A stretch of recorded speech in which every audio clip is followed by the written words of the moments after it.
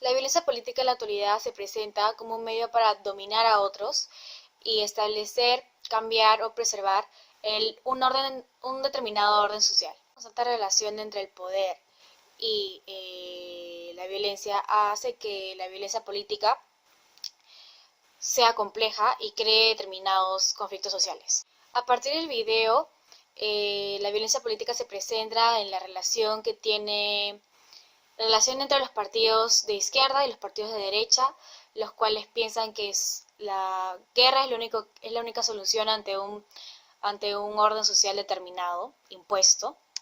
Es por eso que esto crea muchos conflictos sociales, como son la discriminación, la exclusión racial, etcétera. Como bien sabemos, la época del conflicto armado interno en el Perú fue el periodo más grave y violento de la historia de nuestro país, ya que se luchó contra el terrorismo por más de 10 años. Las causas principales del conflicto armado, de acuerdo con la Comisión de la Verdad y Reconciliación, fueron la decisión política de Sendero Luminoso, la orientación de la ideología de Sendero y el centralismo.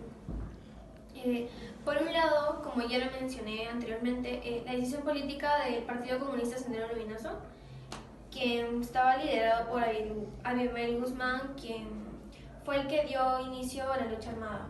Por otro lado, Sendero quería principalmente orientar la ideología del marxismo, leninismo y maoísmo a todo el pueblo peruano principalmente, sin buscar el poder del Estado. De esta manera, debido al centralismo que fue cuando se le daba prioridad más que todo a Lima y se dejaban las provincias de lado, eh, esto ocasionó inexistencia del Estado, mayor pobreza, discriminación y exclusión social.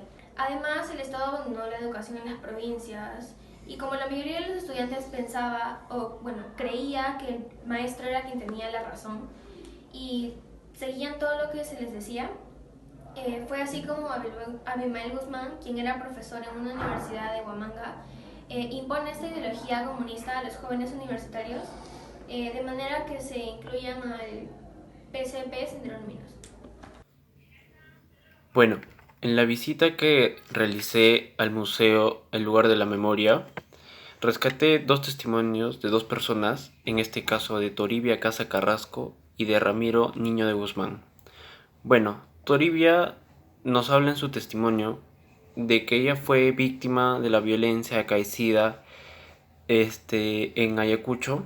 Bueno, ella fue desplazada de Ayacucho hacia Purímac, víctima de la violencia de los terroristas. Ella temía a que sus hijos sean asesinados, como lo fue su cuñada y su hermano, en el cual ella, conjunto a unos compueblanos, huyeron, junto también a unos niños huérfanos, hacia los montes cercanos donde padecieron de hambre. Por otro lado, nos habla Ramiro Niño de Guzmán, nos dice que en la violencia que hubo en Ayacucho, víctima de todo este tramo de violencia, fueron víctimas de entre los bandos de Sendero Luminoso y de la Fuerza Armada, en el cual ambos bandos abusaban de los compueblanos, en el cual uno no se daba cuenta en quién poder asociarse. ¿Cuál es su nombre? Fabiola Ore Pariona, ¿Cuántos años tiene? 57. ¿Ha sido afectado por la violencia política?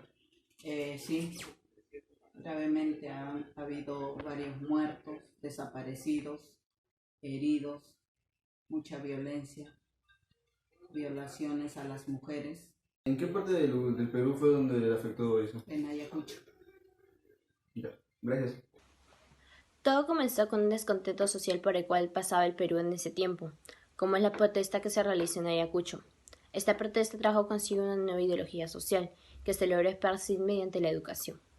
En ese momento las personas consideraban que era muy importante, ya que era lo único que podía lograr de que salieran de los problemas que ya tenían.